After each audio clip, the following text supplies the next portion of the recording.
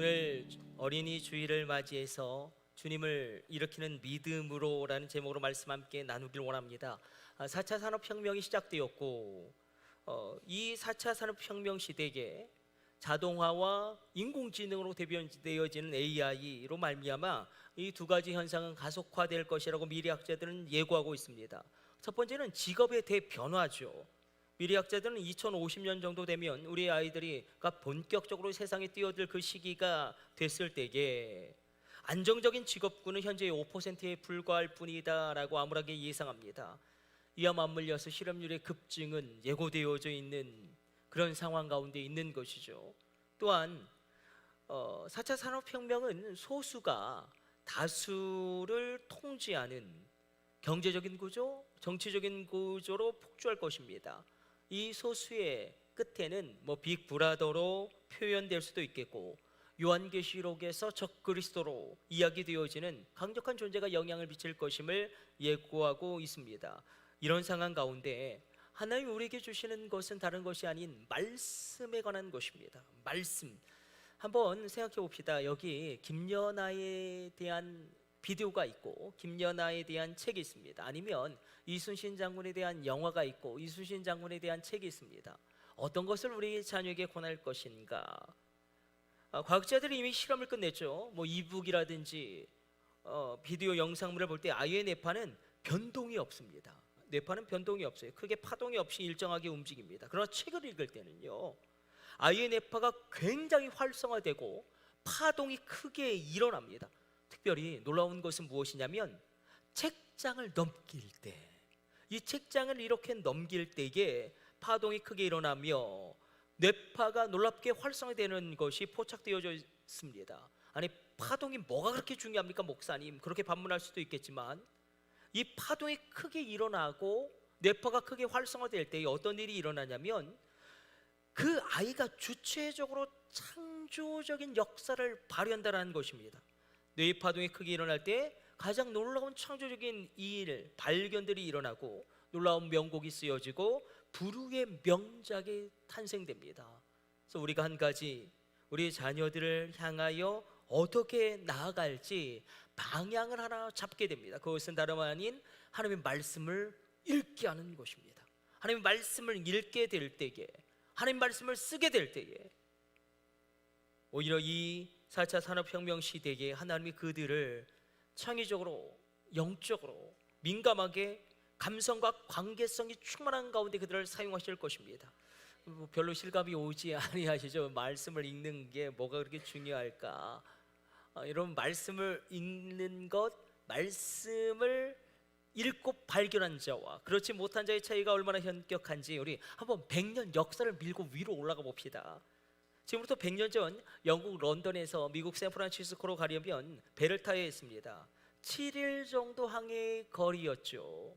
어떤 한 남성분이 표를 사서 그 배에 탑승했습니다. 그러나 이분이 돈이 없어서 끼니 때마다, 식사 시간 때마다 자기가 가방에 넣어온 말라 비틀어진 싸구려 식빵을 뜯어 먹으면서 허기를 달랬습니다. 그렇게 미국으로 가는 것입니다. 그렇게 하루가 지나고 이틀이 지나고 3일이 지나가는데 식사 시간 때마다 이 뷔페 식당에는 사람들이 산의 진미를 가득 그 접시에 떠놓고 그것을 먹는 것을 바라보면서 자신은 너무나 배고프지만 너무나 가난해서 자신이 가져온 그 딱딱한 식빵을 뜯어 먹으면서 그것을 바라봅니다. 그렇게 지나가고 있을 때 6일째는 정말 너무나 배가 고파서 더 이상 식빵을 먹을 수가 없어서 뷔페 식당으로 쑥 들어갑니다. 그리고 웨이터에게 간청합니다. 내가 지금 너무 배고프다. 나 한 번만 이 식당에서 먹으면 안 됩니까? 제가 반드시 샌프란시스코에 가서 식사의 대금을 반드시 지불하겠습니다. 그랬더니 이 웨이터가 깜짝 놀라면서 뭐라고 이야기하냐면 손님이 가지고 있는 탑승권을 보시면 거기에 식사 포함이라고 적혀 있습니다. 하루 세끼 식사 포함입니다. 여러분, 만약에 이분이 그 탑승권 아래 적혀 있는 이것만 읽었어도, 이것만 알았어도 비참한 여행, 배고픈 여행을 하지 않았을 것입니다. 그러나 이 이야기가 바로 나의 이야기이고 우리의 이야기이고 우리 자녀들의 이야기입니다. 지금도 우리가 수많은 말씀이 우리 가운데 흘러가고 있지만 우리가 성경 말씀을 펴지 않아서, 우리의 마음을 닫고 귀를 닫고 눈을 닫아서 말씀이 들리지 않아서 영적으로 빈곤하고 메마르고 하나님이 주시고자 하는 축복에 비해서 너무나 가난하고 빈약한 인생을 살아가는 분이 얼마나 많은지 모릅니다. 그 한 줄의 말씀을 읽고 발견한 자와 그렇지 못한 자는 이렇게 구별되어지는 것입니다. 그 한 줄의 말씀을 듣는 자와 그 한 줄의 말씀을 듣지 못하는 자는 이렇게 차이가 날 수밖에 없는 것입니다. 정말 감사하게도 우리 대전 중부지방 26개 교회가 있는데 10년 동안 돈을 모았다고 하더라고요. 그래서 얼마나 감사한지. 우리는 사실 중부지방에 온 지 얼마 안 됐는데, 그래서 은혜로 은혜로 그렇게 독일, 체코, 스위스 이렇게 종교개혁지 순례를 가게 되었는데, 모든 종교개혁자들이 걸어간 길을 따라서요, 놀라운 것은요, 그 땅이 복을 받습니다. 모든 개혁자들이 걸어간 길을 따라, 칼빈이 걸어간 길을 따라서 위그노들이요 상공업을 활성화시키고요, 수많은 기업가들이 일어나고요, 루터의 길을 따라서 독일이 부강해지는, 사실 루터 때문에 독일이라는 나라가 재건될 수 있었던 것도 쯔빙글리로 말미암아 스위스의 그 제네바 같은 도시국가거든요. 이건 굉장히 작고 연약한 국가들을, 쥐리 같은 것도, 그러나 부강해집니다. 하나님 말씀을 우리가 읽고 받아들일 때, 난 모든 종교개혁자들 동상이나 초상에는 반드시 특징이 있어요. 반드시 성경을 쥐고 있습니다. 그들의 동상, 그들의 초상에는 반드시 성경을 쥐고 있습니다. 여러분들은 어떠십니까? 성경만으로 충분하십니까? 여기 우리 가정에게 생생해 주신 하나님 말씀이 있습니다. 제일 먼저 간 곳은 체코였는데, 여러분, 체코는 사실 부강한 나라는 아니죠. 그런데 체코를 처음으로 세운 왕조는 이 프로셰미스 왕조인데, 3대 왕제 이 보르지보이 왕이 보니까 주변 국가들이 부강해지는 거예요. 기독교를 받아들이고 부강해집니다. 그래서 뭐 동프랑크 왕에게, 아니면 주변의 왕들, 독일 지역에 있는 그 왕들에게 요청합니다. 우리에게 선교사를 파송해달라, 우리에게 목사님을 보내달라. 그런 왕들은 어떻게 했을까요? 여러분들이 만약에 동프랑크 왕입니다. 어떻게 하시겠습니까? 체코에 목사님을 보내겠습니까? 보내지 않겠습니까? 작센 공국의 그 왕이에요. 그럼 보내겠습니까? 보내지 않겠습니까? 프로이센 공국의 왕이에요. 그러면 이 체코라는 이 모라비안 공국에 목사님을 보내겠습니까? 보내지 않겠습니까? 왕들은 하나같이 보내지 않습니다. 왜 그렇습니까? 기독교를 믿고 부강해질까 봐, 기독교를 믿고 강해질까 봐. 복음이 얼마나 파워풀한지, 복음이 전파되면 그 땅이 부유함이 창출되어지고 국가가 강성해지고 국민들이 경건해집니다. 그래서 왕들이 목사님을 보내지 않습니다. 그때의 왕이 포기했을 때에 로스티슬라브라는 왕자가 포기하지 않고 지중해 건너편에 그리스의 수도원에 요청하죠. 그래서 키릴과 메도디우스 두 선교사님이 오게 됩니다. 그래서 이 선교사님들이 제일 먼저 오면 성경을 번역하지 않습니까? 성경을 번역해요. 그게 체코어가 되는 거예요. 그렇게 나라가 부강해지기 시작해서 칼 4세 때는 신성 로마 제국의 황제로 등극하게 되어지고, 프라하가 신성 로마 제국의 수도로 공포되어지게 되어진 놀라운 번성함을 누리게 됩니다. 값비싼 복음이다. 값싼 복음이 아니었다. 값비싼 복음이었다. 그러나 우리는, 한국교회는 이 복음을 값싼 복음으로 평가절하고 있지는 않은가? 왕들도 그렇게 그것을 인정했는데 결국 말씀입니다. 오늘 이 관점으로 우리가 이 말씀의 능력, 말씀의 운행하심에 따라서 강성케 되어지는 그것을, 이 관점으로 회당장 야이로의 삶의 궤적을 우리가 또다시 나의 삶과 빗대어 읽어내는 것입니다. 회당장 야이로에게 문제가 터졌죠. 회당장 야이로를 마태복음 관리라고 표현하고요, 마가복음 회당장이라는 직책으로 표현하고 있습니다. 중요한 것은 심각한 문제가 발생하는데 그것은 무엇이냐면 그의 사랑하는 딸이 죽습니다. 문제의 크기가 죽음입니다.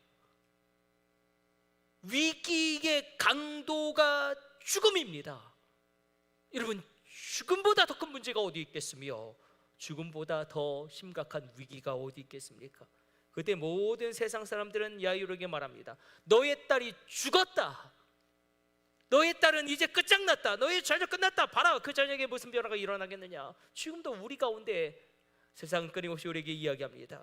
너의 딸 죽었고 너는 이제 끝장났고 봐라, 다른 사람들이 너보다 저만큼 앞서가지 않느냐. 그때 두려움과 슬픔에 떨고 있는 회당장 야이로에게 주님 말씀하시죠.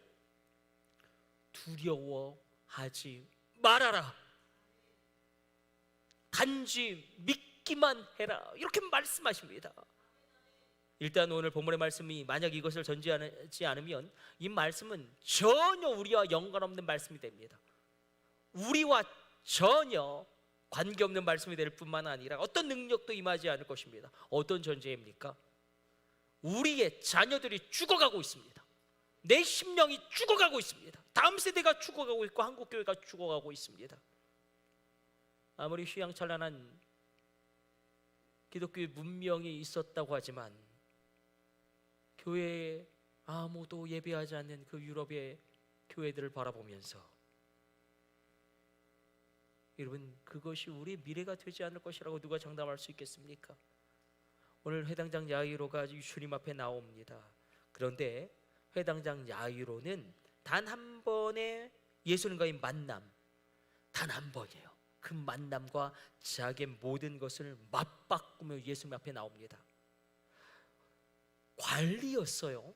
회당장이었어요. 두 개의 직분을 다 가지고 있는 거예요. 야이로라는 사람은 관리고 회당장이라는 직분을 다 가지고 있습니다. 어떤 신약학자는 이렇게 추정하기도 합니다. 이스라엘을 10개의 구역으로 나누고 단순히 한 개의 회당장이 아니라 10개의 구역으로 나누고 그 10개의 구역 가운데 한 군데의 구역을 그 모든 회당을 관리하는 그 최고의 책임자였을 것이다. 사실 회당이란 곳은 예배만 드린 곳이 아니죠. 교육도 이루어지고 특별히 사법권도 있어서 재판도 이루어졌습니다. 그래서 이 회당장이고 관리인 야이로는 굉장히 고위직에 해당합니다. 이스라엘을 10개의 구역으로 나누고 대략적으로 한 구역의 모든 회당들을 관리하는 직책이니 지금으로 치면 아마 도지사 정도 되지 않을까. 그 정도의 위치에 있는 사람이, 특별히 회당장은 범죄자에게 채찍을 가할 권리도 가지고 있었습니다. 이게 얼마나 엄청난 권리인지 에드워드 기본이 로마 제국 흥망사에서 이렇게 이야기합니다. 이 권한은 백부장에게 있었던 권한이다. 백부장과 천부장에게는 권한이 있는데 바로 채찍질할 수 있는 권한이에요. 이 권한이 회당장에게 있는 것입니다. 이런 사람이 예수님께 공개적으로 나온다. 왜냐하면 이스라엘 사회는 전통적인 사회였기 때문에 한 번 명성을 잃으면 그 명성을 다시 회복하는 것은 불가능합니다. 더군다나 지금 이 사람이 어디에 들어가냐면 세리의 집에 들어갑니다.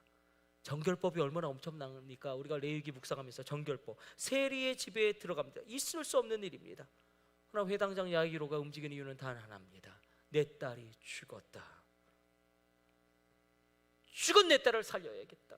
죽은 것 같은 나의 자녀를 다시 일으켜야겠다. 그가 쌓아놓은 모든 것과 맞바꾸면서 단 한 번의 예수님과의 만남을 구합니다. 회당장 야이로의 믿음의 특별성, 믿음의 독특성은 여기 있습니다. 대부분의 사람들이 언제 예수님을 찾아왔냐면 그 아픈 사람, 심각한 사람이 죽기 전에 찾아왔습니다. 그러나 오직 회당장 야이로만큼은 자신의 딸이 죽은 다음에 죽은 딸을 주님이 오셔서 그 곳에 안수하시면 살아나겠다라고 고백합니다. 오늘 보면 18절 한번 같이 읽어보도록 하겠습니다. 같이 읽습니다. 예수께서 이 말씀을 하실 때에 한 관리가 와서 절하며 이르되 내 딸이 방금 죽었사오나 오셔서 그 몸에 손을 얹어 주소서. 그러면 살아나겠나이다 하니 세리마태의 집에서 식사를 하시면서 말씀을 전하시는데 갑자기 회당장 야이로가 집에 들어와서 무슨 요청을 하냐면 주님이 오셔서 내 딸을 만져주시면 내 딸이 능히 살아날 수 있습니다. 우리 나사로의 경우와 한번 비교해 봅시다. 나사로가 죽어갑니다. 그러자 마르다와 마리아가 급히 예수님을 청하죠. 그러나 안타깝게도 예수님이 너무나 늦게 오셨습니다. 그때 마리아의 반응, 마르다의 반응은 주님이 여기 계셨다면 나사로가 죽지 아니할 터인데 주님 왜 이렇게 늦게 오셨습니까? 마르다 마리아는 주님이 죽은 자를 다시 살릴 수 있다는 것을 생각하지 않았습니다. 심지어 예수님 가장 가까이 있었던 제자들까지도 그것을 인정하지 않았습니다. 죽은 자는 살릴 수 없다. 심지어 믿음의 사람들이 가지고 있었던 보편적인 사고방식은 죽은 자는 다시 살릴 수 없다. 그런데 회당장 야이로는 무언가 다릅니다. 내 딸을 주님이 살릴 수 있다. 이건 주님이 하실 수 있는 일이다. 야이로의 고백과 믿음은 사실 예수님 옆에서 예수님과 가장 가까이 있었던 제자들의 믿음을 뛰어넘는 믿음이었습니다. 이것은 간절함 이상이었습니다. 예수님을 죽은 자를 다시 살릴 수 있는 분으로 인정하고 고백하고 믿는 자는 회당장 야이로밖에 없었습니다. 회당장 야이로는 주님은 죽음까지도 정복하고 이기신 그리스도이십니다. 그것을 인정하고 믿고 받아들이고 선포한 것입니다. 죽은 자를 다시 살릴 수 있는 분, 죽음을 이기시고 정복할 수 있는 분은 그리스도밖에 없습니다. 회당장 야이로의 이 공개적인 이 고백은 사실 베드로의 고백 이전에 선포된 것으로 놀라운 것입니다. 그래서 우리가 발견하게 됩니다. 예수님은 오늘 19절 말씀을 보면 우리가 이 흐름을 잘 붙잡고 읽었으면 좋겠습니다. 우리 같이 읽습니다. 19절, 예수께서 일어나 따라가심에 제자들도 가더니 갑자기 예수님이 깜짝 놀라서 일어나십니다. 시브리어론 쿰, 일어나세요. 회당장 야이로의 믿음이 주님을 일으키십니다. 회당장 야이로의 믿음이 주님을 움직이게 합니다. 주님을 움직이게 하는 이 믿음, 주님을 움직이게 하는 이 선포. 주님이 일어나세요. 쿰. 그리고 일어나셔서 죽은 야이로의 딸에게 가서 뭐라고 말씀하십니까? 달리타 아이야 쿰, 일어나라. 그래도 아이야 일어나라. 그때에 우리 가운데도 이런 고백이 오늘 이 아침 우리 있기를 원합니다. 이 고백, 믿음 올려드리기를 원하시지 아니하십니까? 내가 죽어 있습니다. 나의 꿈이 죽어 있습니다. 나의 열정이 죽어 있습니다.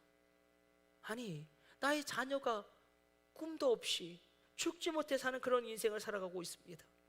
그 죽음을 끝장낼 분이 주님이십니다. 나의 자녀의 진정한 주인은 하나님이십니다. 나의 자녀의 진정한 참된 부모는 하나님이십니다. 이 회당장 야이로의 고백과 믿음을 끊임없이 주님께 올려드리는 이 아침이 될지어다. 주님은 죽음까지도 정복하고 이기신 분이시다. 나의 자녀의 진정한 주인 하나님이시고 나의 자녀의 진정한 참 부모가 하나님이시다. 이렇게 주님께 올려드리는데, 그런데 늘 문제는 여기서 발생하죠. 예수님께서 야이로의 딸을 빨리 가서 고치셔야 하고 빨리 가서 살리셔야 하는데, 그러나 누가 끼어듭니까? 누가 끼어들죠? 12해 동안 혈루병을 앓고 있었던 여인이 이 야이로가 급히 예수를 모시고 가는 그 여정을 가로막고 끼어듭니다. 시간이 굉장히 오래 지체됩니다. 오늘 본문 20절로 이렇게 기록되고 있습니다. 같이 읽습니다. 12해 동안이나 혈루증으로 앓는 여자가 예수의 뒤로 와서 그 겉옷가를 만지니 예수님이 혈루증을 앓는 여인을 고치셨으니 그 능력이 반감되는 것은 아닌가 걱정할 수밖에 없습니다. 내 딸을 고칠 힘이 과연 남아있을까 불안이 찾아올 수밖에 없습니다. 아니, 이렇게 시간이 지쳐야 되는데 괜찮을까 염려와 근심이 나를 압도합니다. 우리도 지체될 때가 있습니다. 나의 계획이 지체됩니다. 기도의 응답이 늦어집니다. 별로 변화가 없습니다. 그때 우리는 낙심합니다. 그러나 이것은 이렇게 우리가 회당장 야이로가 받아들였던 놀라운 믿음의 그 특성으로 우리가 받아들이기를 원합니다. 12의 혈루증을 앓던 여인을 당장에 즉시로 고친 예수님이라고 한다면 죽은 내 딸도 능히 살릴 수 있다. 그 확신을 얻는 시간이 지체하는 시간이 될지어다. 우리 자녀들도 지체될 수 있습니다. 아이가 말을 잘 하지 못합니다. 무언가 지체될 수 있죠. 진학도 늦어질 수가 있겠고요, 진로도 늦어질 수가 있겠고요, 취업이라든지. 아니 때론 나의 자녀가 내가 이해하지 못한 행동을 할 때도 있습니다. 그러나 우리 가운데 나의 중심이 하나님께로 향하는 한 이 모든 지체됨도 주님이 유익으로 바꾸실 것이다. 그 본질적인 믿음의 확신을 오늘 얻으십시오. 회당장 자료의 믿음을 얻으십시오. 지체된다는 것은 고통스러운 것이고 괴로운 것입니다. 우리가 믿음이 연약해집니다. 우리의 믿음이 작동하지 않습니다. 그래서 우리가 이렇게 지체될 때는요, 다른 사람의 간증을 들어도 시험거리게 됩니다. 아니 왜 나는 하나님이 도와주시지 않는 것인가? 아니 다른 사람은 다 고쳐주시는데 왜 나에게만 아무 능력도 베푸시지 않는 것인가? 아니 다른 가정들은 다 회복시켜 주시는데 우리 가정은 왜 외면하시는 것인가? 그 하나님에 대한 섭섭함과 원망이 갑자기 우리 가운데 찾아옵니다. 그러나 우리가 이렇게 해당장 야이로의 믿음으로 우리의 믿음을 작동한다면, 저 사람을 고치셨다면 나도 고치실 수 있다. 아니 저렇게 망가진 가정을 회복시켰다면 우리 가정 얼마든지 하나님이 회복시킬 수 있다. 아니 저 교회에 저렇게 안 될 상황에서도 일으키셨다면 우리 교회도 일으키시지 않겠는가? 그 믿음의 확신을 얻는 시간이 지체되어지는 시간 될지어다. 오늘 그것을 하나님 말씀하십니다. 여러분의 자녀들은 안녕하십니까? 여러분들의 손자 손녀들은 잘 자라고 계십니까? 혹시 지체되고 있지는 않습니까? 요즘 아이들이 갑작스럽게 분노를 일으키죠. 많은 아이들이 정서적으로 안정을 누리지 못하고 있고, 그러나 올려드리는 거예요. 하나님께 정말 올려드리는 것입니다. 오늘 본문은 액자 구조로 짜여져 있습니다. 예수님이 회당장의 집에 가서 그 죽은 딸을 살리시는데 그 가운데 사실 혈루병에 걸린 여인이 들어있죠. 평행 본문을 보면 우리 마태 마가복음을 읽었지만 수많은 사람들이 예수님을 만졌습니다. 수많은 사람들이 예수님과 접촉했습니다. 그러나 놀라운 것은 무엇이냐면 예수님이 뭐라고 말씀하시냐면 한 사람만이 나를 만졌다고 말씀하십니다. 오직 한 사람만이 나를 만졌다고 이야기하십니다. 왜 그랬을까? 제가 말씀과 실험하면서 발견한 것은, 여러분 혈루병 걸린 여인에게 있었던 것은 무엇이었을까? 그 여인을 바라보면서 오직 당신만이 나를 만졌다고 이야기하신 예수님의 그 마음은 무엇이었을까? 여러분 혈루병 걸린 여인, 우리가 읽었지만 분명한 신앙 고백이 있었습니다. 분명한 신앙 고백이 있었습니다. 그 신앙 고백은 무엇이냐면 예수님이 나를 살리셨다는 거예요. 이 지긋지긋한 혈병 가운데 예수님이 그것을 하셨다는 것입니다. 혈병 걸린 여인의 분명한 신앙 고백, 주님만이 하실 수 있습니다. 이 신앙 고백을 오늘 올려드리는 것입니다. 우리 자녀들을 바라보면서, 우리 손녀, 우리 손자들을 바라보면서 이 신앙 고백을 올려드리는 것입니다. 주님만이 하실 수 있습니다. 오늘 우리가 이렇게 많이 모여서 예배하지만 혹시 예수님이 단 한 사람만 나에게 예배했다라고 말씀하실 수도 있다라는 사실이, 절대 주님 앞에 군중으로 서지 마십시오. 군중 속에 한 사람으로 주님 앞에 서지 마시고, 예수님과 나예요. 상처 입고 망가졌지만 그 모습 그대로 예수님 앞에 나로 나가는 것입니다. 예수님과 나예요. 나의 하나님, 나의 예수님, 아브라함과 야곱과 이삭의 하나님, 나의 하나님. 이 고백이 있으십니까? 결론은 이렇게 내기를 원합니다. 다윗이 이렇게 얼마나 힘들었던지, 얼마나 그 광야의 세월이 험악했는지, 시편 27편 10절로 이렇게 한탄합니다. 나의 부모가 나를 버렸으나 여호와는 나를 영접하시리로다. 인간은 자기 자녀도 버립니다. 얼마 전에 여러분 기억나십니까? 친엄마가 의붓 아버지와 공모해서 자기 친딸을 때려 죽였습니다. 이게 인간입니다. 비일비재하게 일어나고 있지 않습니까? 사실 아무리 부모라고 할지라도 자기 자녀를 헌신짝처럼 내버립니다. 그래서 우리가 하늘의 아버지를 바라보는 것입니다. 혈루병에 걸린 여인 회당장 야이로, 여러분 회당장 야이로는 주님은 죽음을 정복하시고 이기신 분이시다. 그 믿음으로 주님께 나아갔을 때 주님을 일으키십니다. 혈루병에 걸린 여인은 주님이 나를 살리셨다고 고백하고 주님만이 하실 수 있다라고 분명한 신앙 고백이 있었을 때에 오늘 이 아침에 우리가 주님께 올려드려야 될 믿음의 고백, 반응은 이것이 아닐런지요. 오늘 어린이 주일 우리가 할 일은 나의 자녀가 죽어가고 있습니다. 이것을 인정하십니까? 인정하지 아니하십니까? 아니, 죽어갈 수밖에 없는 현실입니다.